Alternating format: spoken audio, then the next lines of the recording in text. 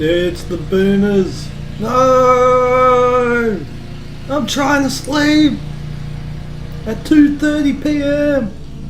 Help! Hey guys, good morning. So this is day 3 pretty much of me working on my interfaces. I think I've worked enough. I think I need to start implementing.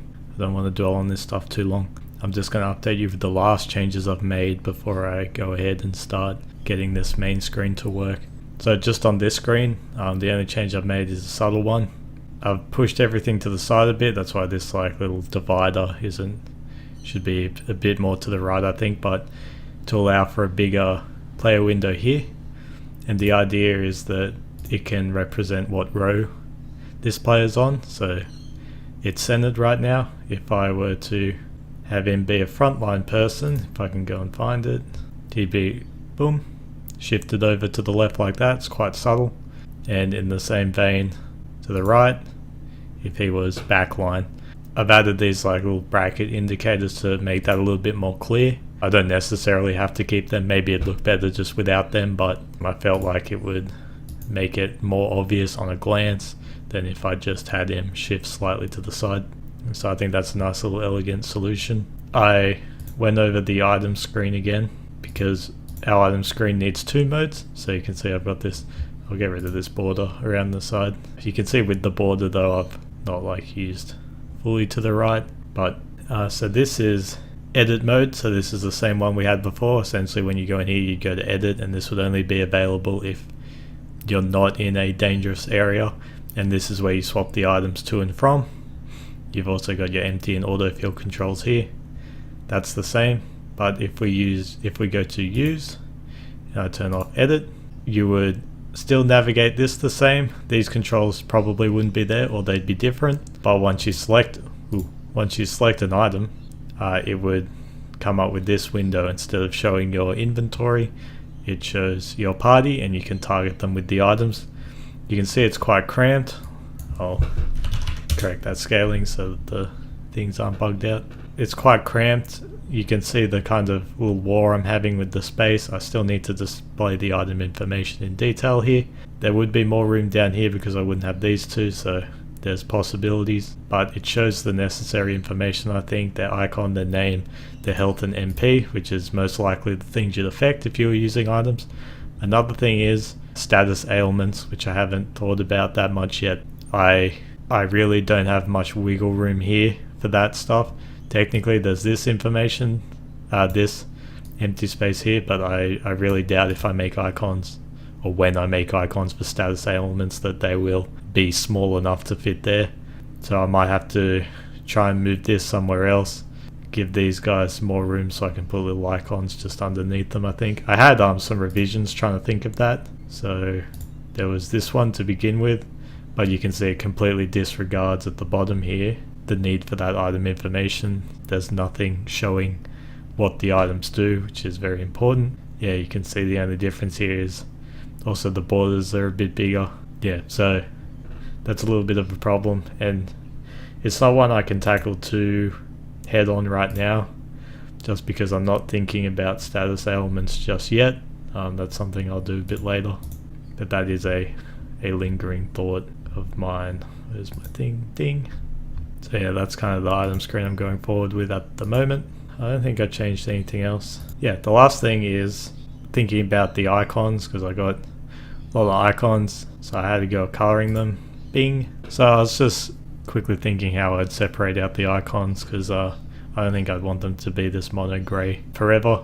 So I thought these two should be switched, but these ones, maybe they'd go with my system pink, because in terms of system colors, I've got like the greys, the white, and the pink going so far. I don't know if that would look a bit much with the pink cursor as well. Yeah, pink all the way down. These ones, which are kind of like system icons you don't interact with, I think they're fine being the grey. We don't really want colors for that to stand out. Oh my god, the birds are so loud. Shut up. I'm trying to record, dude. Leave me alone. Mom! And if I'm hovering over that icon, maybe it goes white as well. The text color will probably change based on what you're selecting. Text colors is something I haven't thought about but I'll probably adapt what I did with the command windows in the battle for the text. So I think the options were pink and they were white if you hovered over them. Yep. Next for equipment. Equipment needs some variations because I intend to have 3 stages of quality. Maybe a 4th actually. Yeah, I'll probably need a 4th for unique items. But the default is kind of like a silvery grey. It's not quite white. So it's like silver and then gold and then platinum or diamond. Those are the kind of coloring grades I have, and those will dictate how many bonus affixes the equipment will have. Very Diablo-like. The idea is silver is like the base, gold is crafted with 1 bonus affix, and platinum is crafted with 2. And then unique items, ones that cannot be crafted, will probably have their own color as well. The one issue I have with this is it kind of goes against the color grading that most Diablo-likes these days have, which is they will start white and then they go blue and then gold. I've like swapped them. Tried to make this more of a lighter, like platinum-y blue to help with that distinction. I think like silver, gold and platinum still makes sense, so I'm sticking with that for now. Unique will probably be like brown or something. Yeah, that's what I'm thinking with equipment. Commands, similar to equipment, same size, same border style. I think they will have this brown border, but the distinction will be the contents within will be colored based on probably their element. You can assume that this is like my dark spiral effect that I prototyped. Maybe the border will correspond to the type of attack it is, whether it's like an attack or a magic spell or a utility or a buff, something like that, but I haven't thought that far ahead. Next, class map. These kind of deserve to be quite elegant, quite unique because they're significant, so I thought I went with like a border, made it a bit bigger, put some flair around it, so it stands out. The blue I took directly from the highlighting on my knight here, so maybe the border colors will be class specific, and I just drew a icon in there. You can figure out what I was trying to depict there, and if you can't, well, maybe I need to do a better job. And then the actual controls within the tree, I already kind of had this laid out with the little preview I did for the status window. Nodes that aren't reachable or highlighted, a node that's not selected but is reachable, and a node that has been selected. The same rules would apply to the major node. You can see major node, I've got a little bit of room for some art in there. Yeah, and then you also saw some special case nodes, but yeah, those I probably won't worry about for a while. Cool, so that's been catching you up. I'm going to do some menu work. There probably won't be much more to this video. I just wanted to wrap you up with my thoughts with the menu. I will probably just have a go at implementing this main screen first, get the menu options, lay the foundations in code. Yeah, maybe just do this stuff and obviously repeat this down for all the players. Maybe not worry about this icon stuff, just get the basics in first. I'll catch yous. Hi, good evening. Just doing some 3 AM programming right here. I'm buttered, I'm going to bed. Here's what I got. Woo! You can see I'm in the progress of putting it all together. Like I mentioned in my example, I didn't think too much about text colors because it's easy to change. Stuff like icons, if I need to reposition them or resize them or something, I wanted a better idea, but text I can just go by feel. These are the kind of rules I've got going. It doesn't make a lot of sense though. I didn't like having all the icons pink and going white when they were hovered, like the color of the options are doing right now. But I want some kind of highlight. I haven't figured out how I'm going to do it. All the old RPGs I'm referencing don't do any highlighting. The text is always white, but I think I'd rather if it's highlighted personally. Yeah, this is all I've done. You can see all my party members facing down. These are the 3 routines I'm doing for the drawing. 1, 2, 3.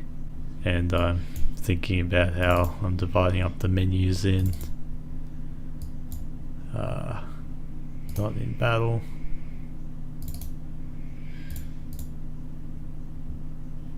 The hell is that?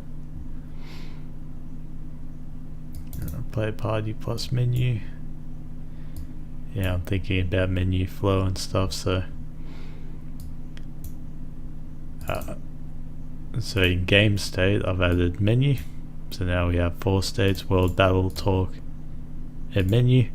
And then within menu has a lot of states, so it opens up into the main state, but then it's got items, class, commands, equipment. You can see they correspond to all our options.